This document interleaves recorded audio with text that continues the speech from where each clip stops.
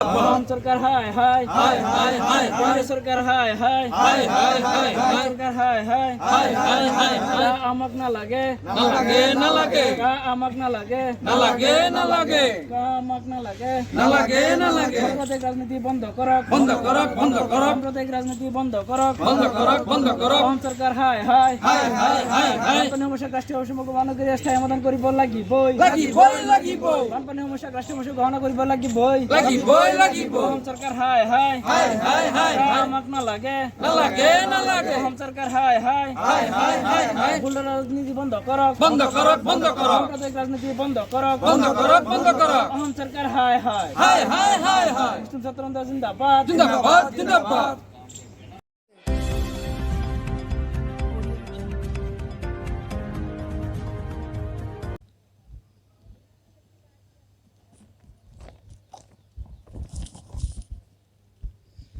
नमस्कार साथियों, मैं मनोज स्वराजी स्वागत करता हूं आपका मिनी संसद के मंच पे। जंतर मंतर पर लगातार अलग अलग जगह से अलग अलग प्रदेशों से लोग आते हैं और अपनी अपनी बात बड़े पुरजोर तरीके से रखते हैं। आज जो लोग आए हैं ये लोग आसाम से आए हैं और आसाम से जो बैठे हैं ये डेमोस्ट्रेशन के लिए बैठे हैं। मुस्लिम स्टूडेंट यूनियन ऑफ आसाम से ये लोग आए हैं। ये क्या मांग कर रहे हैं? ये मांग कर रहे हैं 5 सूत्रीय इनकी मांग है पीएम से। 5 सूत्रीय मांग के अंदर 5 मुख्य मुद्दे हैं इनके।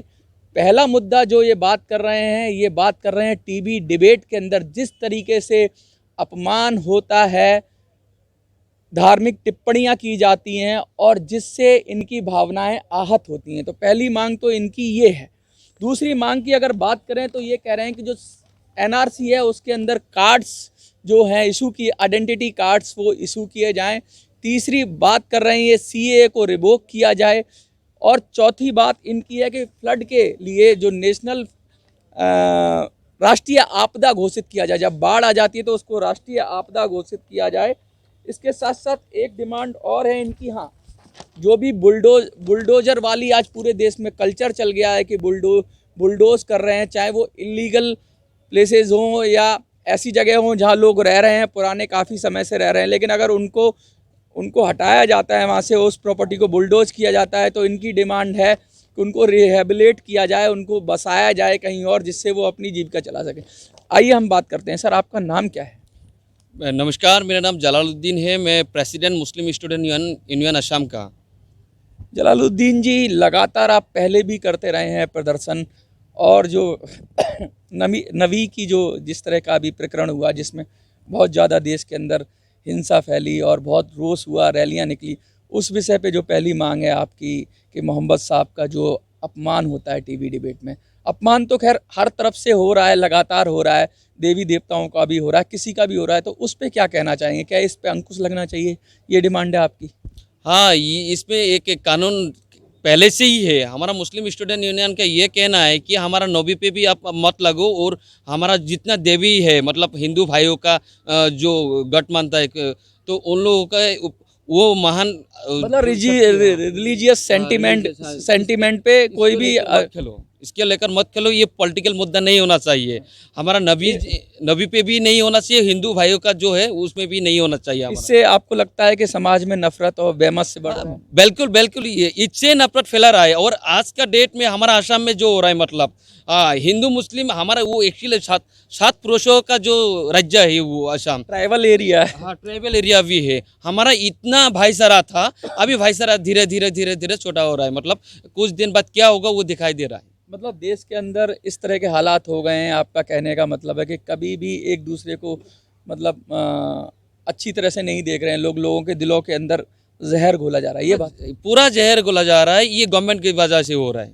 अच्छा, दूसरी बात आप ये कह रहे हैं कि एनआरसी होल्डर्स को कार्ड मिलना चाहिए, आइडेंटिटी कार्ड, वो क्या विषय है आपका? वो आसाम में आप लोगों को मालूम ही है कि एनआरसी फाइनल कॉपी मिल गया है, जहाँ से 19 लाख लोग बाहर है, एनआरसी के बाहर रिजेक्ट हुआ है। जो पूरा तरीके वो साइंटिफिक तरीका ऑनरेबल सुप्रीम कोर्ट का वो लीडरशिप में हुआ है वो एक्चुअली। तो उसके बाद क्या है, इतना दिन हो गया, सुप्रीम कोर्ट ने बोला था कि जितना का फाइनल हो गया तो उसको कार्ड मिलना चाहिए, और बोला था वो जितना 19 लाख रिजेक्ट हुआ है, रिजेक्शन प्रोसेस का नोटिस मिलना चाहिए था अभी तक। उस सुप्रीम कोर्ट ने बोला था कि उसको एफटी के जरिए रीवेरिफिकेशन करके अगर इंडियन है उनको एनआरसी में इंक्लूड करो, नहीं तो उनको जो फॉरेनर्स ट्रिब्यूनल का प्रोसेस है उसको जहाँ का है उसको वो हटा दिया जाएगा, ऐसा था। लेकिन गवर्नमेंट ऑफ असम अभी कह रहा है, आप लोग ये बात सुन लो कि एनआरसी असम में जो हुआ था, एनआरसी टोटल सेंट्रल गवर्नमेंट भी तब बीजेपी का ही था, और उस टाइम हमारा असम में भी प्रदेश सरकार भी बीजेपी का है, अभी भी है। इन लोगों का गवर्नमेंट के होते हुए इन लोगों का एम्प्लॉय ने एनआरसी बनाया, अभी कह रहा है कि ये गलत हुआ है। गलत हुआ है तो किसने किया है? गवर्नमेंट ने किया है, हम थोड़ी ना किया है। एनआरसी के नाम पे हमारा हजार भाइयों का वहाँ पे एक्सीडेंट से मौत हुआ है, और इतना फाइनेंशियल क्राइसिस हुआ है हमारे यहाँ का। वेरिफिकेशन के नाम पे धुबरी से सदिया तक जाना पड़ा, लगभग 500 किलोमीटर। वो हमारा गाय वगैरह को बिक्री करके, मतलब पैसा इकट्ठा करके जितना पैसा था हमारा हाथ में वो खर्च हो गया है हमारा तरफ से। अभी अगर वहाँ पे नया कुछ इशू लाएगा हमें तो सुसाइड करना पड़ेगा। एनआरसी में जितना का नाम आया है फाइनल में, उन लोगों का आइडेंटिटी कार्ड मिलना चाहिए, ये हमारा डिमांड है ऑनरेबल प्राइम मिनिस्टर से। और रिजेक्ट जो हुआ है, सुप्रीम कोर्ट का जो ऑर्डर है वो ऑर्डर फॉलो करके इन लोगों का ट्रायल स्टार्ट करना चाहिए। ये बात ये कह रहे हैं कि जो वहाँ के बसिंदे हैं, जो वहाँ के रहने वाले हैं, जो पुराने लोग हैं, उनको एनआरसी के जरिए जो भी उनका वेरिफिकेशन हो गया है तो उनको आईडी कार्ड मिलना चाहिए। तीसरी बात ये कह रहे हैं कि सीए को रिवोक करना, रद्द करने की बात कर रहे हैं, वो क्यों कर रहे हैं आप? सीए हमारा आसाम जो है वो आसामीज का है, मतलब आसाम इमोशनल एक अटैचमेंट है आसामीज का। हिंदू तो मुस्लिम कैसे सब कुछ है। ये कैसे लगेगा कि आसाम में ही सारे सीए वाले रहेंगे? ना अभी जितना आसाम का कुछ पार्ट उसमें से छोड़ दिया है, तो आसाम अकाउंट के हिसाब से जो था हमारा 1971 तक, उससे पहले जितना भी लोग है आसाम में रह सकता है। तो ये तो आसाम अकाउंट वायलेट हो रहा है। इतना बड़ा मोमेंट शायद देश में वो पूरे देश में ही लोग हैं सीए से जो माइग्रेंट होके आए हैं, तो आसाम में ज़्यादा हैं क्या? ज्यादा मतलब डेमोग्राफिक चेंज हो रहा है क्या? 100% चेंज हो जाएगा। उसमें ऐसा होगा कि इंडिया ना रहे, आसाम ना रहे, ऐसा हो जाएगा। इसलिए ये सब का जरूरत नहीं है। एज पर आसाम अकाउंट 71 तक जितना है, और 71 तक जितना हम खुश है उधर, हमारा बायोग्राफी लेकर जो पॉपुलेशन है ज़्यादा हो गया है।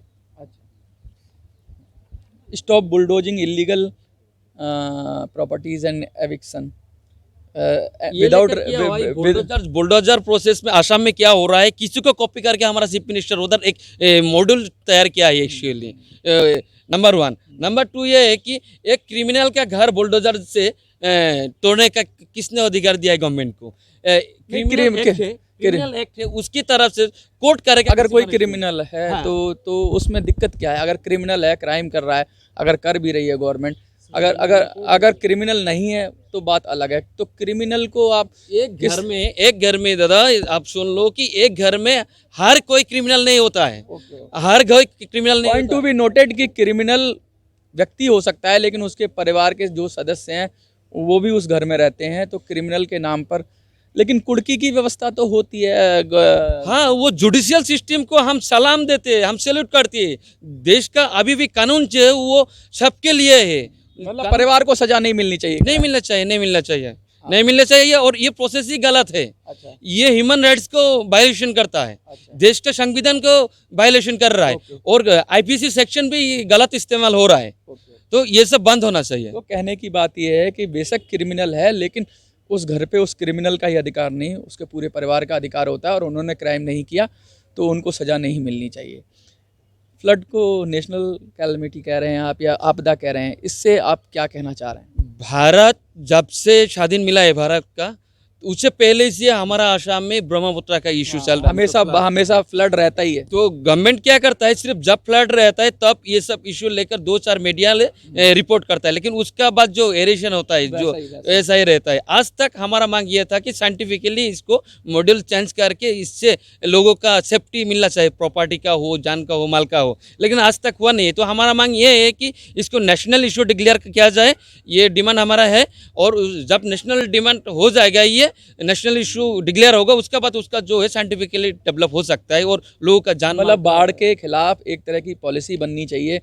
और उसको राष्ट्रीय आपदा घोषित करना चाहिए, जिससे फिर उसको साइंटिफिक तरीके से रोका जाए और लोगों को सही तरीके से बचाया जाए, क्योंकि हर साल ये लोग बेघर हो जाते हैं, परेशान हो जाते हैं और इनका नुकसान होता है। यही बात है? हाँ सही, यही बात है।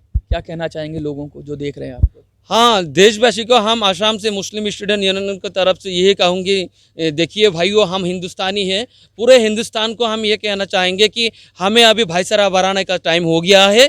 और गवर्नमेंट ने सारा पॉलिटिकल पार्टी जो है ये हिंदुस्तान के खिलाफ है, आप ऐसे मान सकते हो, क्योंकि जितना भी लोग आके सत्ता में बैठा है देश के लिए भला कुछ भी नहीं कर रहा है, सिर्फ हमें और आपको लेकर ये पॉलिटिक्स कर रहा है। अभी समय आ गया है कि देशवासी एक होने का।